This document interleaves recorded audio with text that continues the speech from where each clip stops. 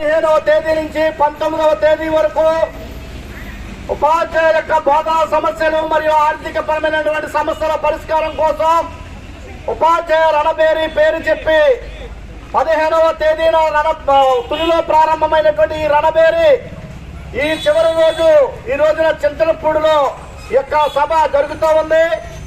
ప్రధానంగా ఈ ప్రభుత్వాన్ని మనం డిమాండ్ చేసేది ఎందుకంటే ఈ ప్రభుత్వం ప్రతిపక్షంలో ఉండగా గతంలో ఉన్నటువంటి వైఎస్ఆర్సీపీ ప్రభుత్వం అప్పుడు సెక్రటరీ గారు ఉన్నటువంటి ప్రవీణ్ ప్రకాష్ ముసుగులో ఉపాధ్యాయులు తీవ్రమైనటువంటి ఇబ్బందులు పెట్టారు. మీ అందరికీ తెలుసు.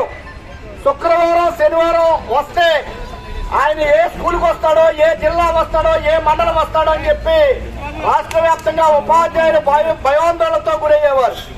కరోనాలో స్కూళ్ళకి పంపించి సారా దుకాణాలు పెట్టి ఇబ్బందులు పెట్టారు. అనేక కార్యకలాపాలు పాఠశాలలో నిర్వహించి వాటిని రూపొందించడం, నిర్వహించడం, దాన్ని ఆన్లైన్ చేయటం అనే ఇబ్బందులు, అనేకమైనటువంటి ఇబ్బందులు పెట్టారు.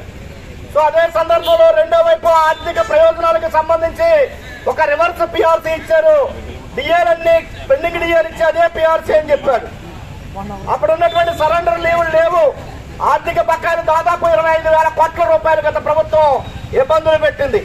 సో అటువంటి పరిస్థితుల్లో ఈ రాష్ట్ర ఉద్యోగ ఉపాధ్యాయులందరూ ఒకవైపున ఉద్యోగం సరిగా చేసుకోనివ్వట్లేదు, రెండో వైపు ఆర్థిక పరమైనటువంటి దాడులు చేస్తా ఉంది. కాబట్టి ఈ ప్రభుత్వం నుంచి విముక్తి పొందాలి అని చెప్పేసి ఈ రాష్ట్ర ఉద్యోగ ఉపాధ్యాయులు భావించారు.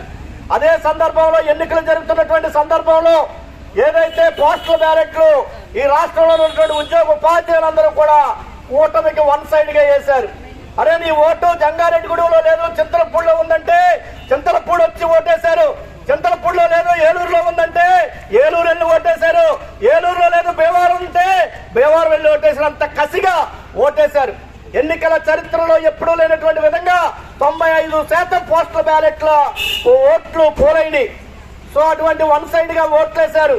అంటే వన్ సైడ్ గా ఓట్లేశారని నేను చెప్పడం కాదు.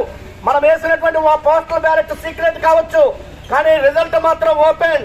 ఆ పోస్టల్ బ్యాలెట్ల కౌంటింగ్ లో 3/4 వంతు కూటమి అభ్యర్థులకి ఓట్లేసినటువంటి పరిస్థితిని మనం చూసాం.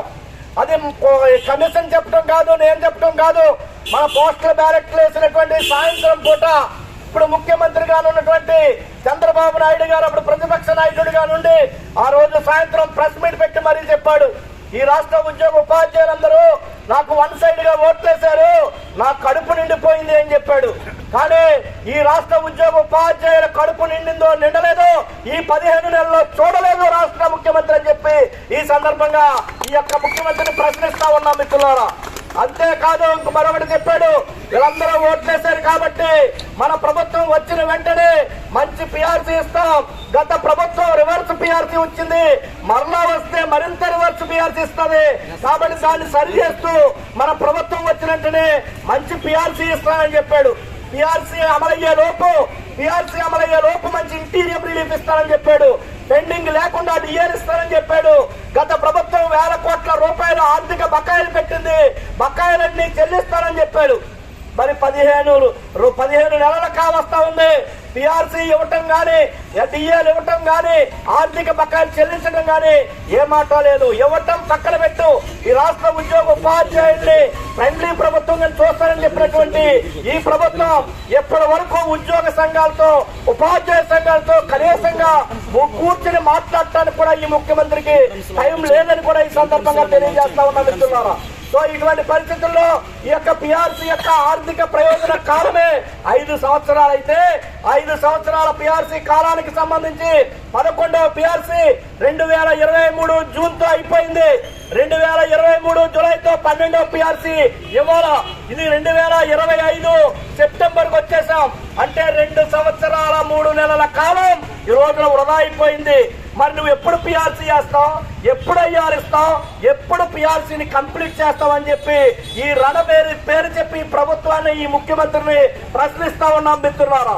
సో ఆ విధంగా పిఆర్సీ కమిషన్ వేయాలి, ఐఆర్ ప్రకటించాలని చెప్పి ఈ 15 నెలల కాలంలో ఒక్క డిఏ కూడా ఇవ్వనటువంటి ప్రభుత్వంగా నిలిచింది. ఈ రోజుని సందర్భంగా తెలియజేస్తా ఉన్నా. 4 డిఏలు పెండింగ్ ఉంది, 4 డిఏలు పెండింగ్ ఉంది, ఒక్క డిఏ ఇవ్వాల. అదే విధంగా రిటైర్డ్ అయినటువంటి ఉద్యోగులకి గ్రాడ్యుయేట్ ఇవ్వాల.